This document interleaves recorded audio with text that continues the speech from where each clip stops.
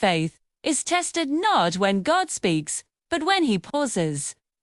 That silence, the space between the promise and the proof, is where our real spiritual journey begins.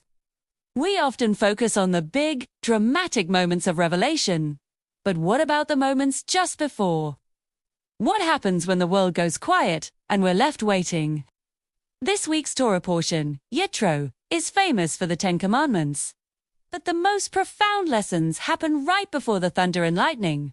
It starts with an outsider, Yitro, Moshe's father-in-law. He arrives at the Israelite camp and sees something the people inside, even Moshe, have missed. He sees a leader burning out, trying to carry the weight of an entire nation on his own shoulders. Yetro's advice is simple, yet revolutionary. He tells Moshe, what you are doing is not good. Imagine the humility it took for Moshe, the man who spoke with God, to listen to his father-in-law. He doesn't argue. He listens. He accepts the council to create a system of judges and leaders, delegating responsibility. This wasn't just good management advice. It was a spiritual prerequisite. Before the Israelites could receive the ultimate law, they first had to create order, justice, and structure within their own community. They had to build a vessel capable of holding the holiness that was coming. This teaches us that revelation doesn't happen in chaos. We must first create the systems, the order, and the space in our own lives to be able to receive something greater. With this new structure in place, the people approach Mount Sinai. The mountain is covered in a thick cloud. A profound stillness descends. God hasn't spoken yet. This is a period of preparation, of anticipation. The people are sanctifying themselves, washing their clothes, preparing their hearts. They don't yet know what they will be asked to do, what laws they will be given. And in this moment of anticipation, they declare Nazav and Ishma, which means, we will do, and we will listen. Think about that.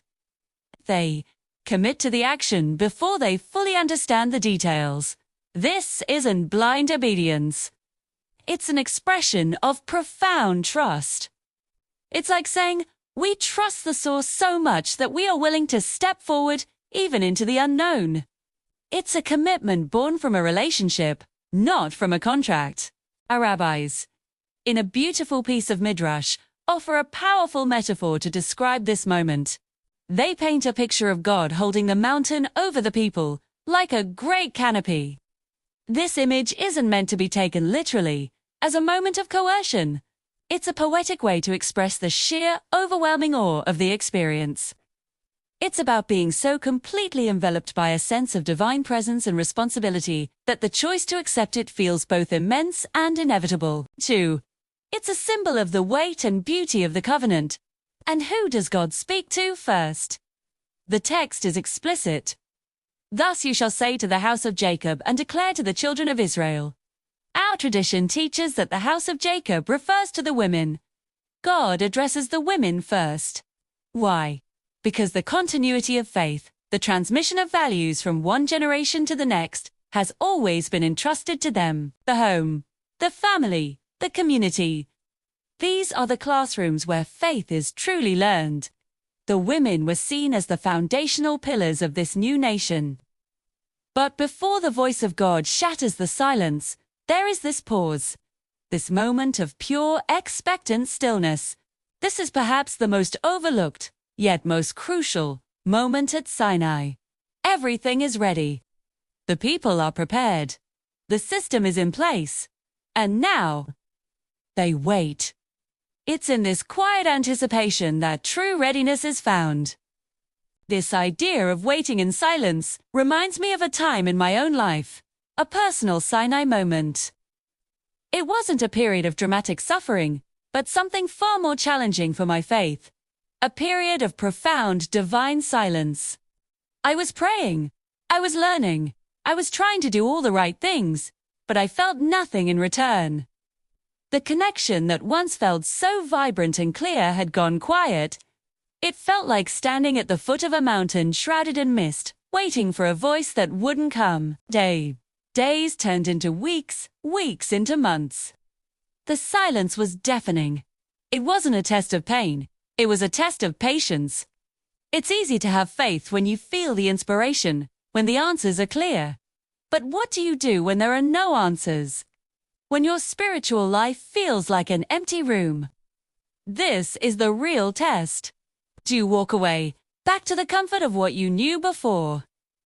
Or do you stay at the foot of the mountain, even in the silence, holding on to the conviction that brought you there in the first place?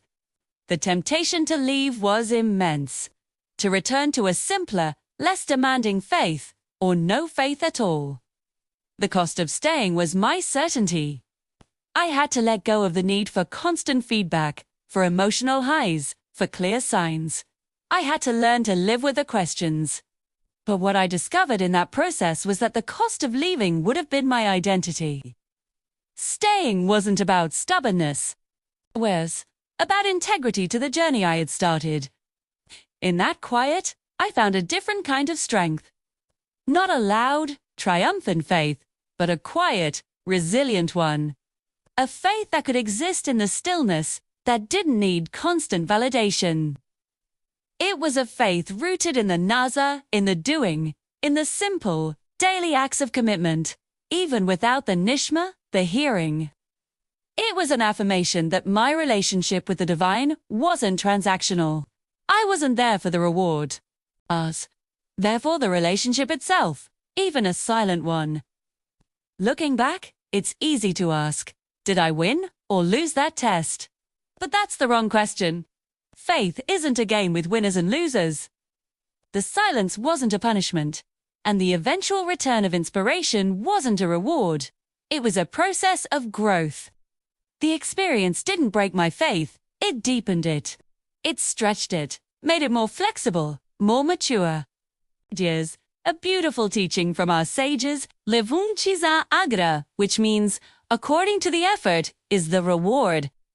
The reward isn't for the outcome, but for the struggle itself, for showing up, for staying at the mountain, for washing our clothes and preparing our hearts, even when we're not sure when or if the voice will come. The reward is the person we become in the process of waiting. This is the timeless lesson of Sinai. It's not just a historical event that happened thousands of years ago. Sinai is a moment we all face in our lives. We all have moments when we stand before a great unknown, a challenge that demands we prepare, that we order our lives, and that we wait in the silence. It's in these moments that we're asked, will you commit? Will you say, Nasa, I will do, even before you can nishma hear? So, the next time you find yourself in a period of quiet, of waiting, remember the Israelites at the foot of the mountain. Remember that preparation is a sacred act. Remember that order creates space for holiness. And remember that sometimes the most profound spiritual growth happens not when God is speaking, but when we are learning to listen in the silence. What is the mountain you're standing before today? And what can you do to prepare for the voice you are waiting to hear? Thank you so much for joining me. If this resonated with you, please like, subscribe, and share. I'll see you next time.